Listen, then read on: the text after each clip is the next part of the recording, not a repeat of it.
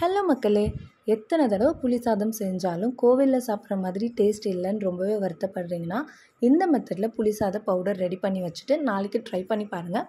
ரொம்பவே சூப்பராக இருக்கும். டேஸ்ட் கோவிலில் சாப்பிட்ற அதே டேஸ்ட் இருக்குங்க. 2 ஸ்பூன் மிளகு எடுத்துக்கலாம். அந்த மிளகு லைட்டாக பொரிய ஆரம்பித்ததுக்கப்புறமா 1/2 ஸ்பூன் வெந்தயம் சேர்த்துக்கோங்க. வெந்தயம் ஜாஸ்தியாக சேர்க்கக்கூடாது. 1/2 ஸ்பூன் வெந்தயம் நல்லா சிவக்க வறுபடணும். வறுபட்டதுக்கு அப்புறமா நம்ம சீரகம் சேர்த்துக்க போகிறோம்.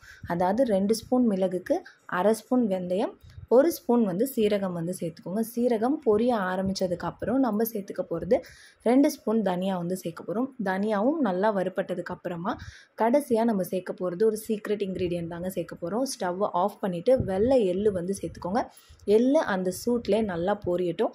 பொரிஞ்சதுக்கப்புறமா நல்லா ஆற வச்சுட்டு இதை ஒரு மிக்சர் ஜாரில் ஃபைன் பவுடராக அரைச்சி எடுத்துகிட்டு நீங்கள் எப்பயுமே புளிக்குழம்பு வைக்கிற மாதிரி வச்சுட்டு இந்த பவுடரை லைட்டாக தூவி விடுங்க.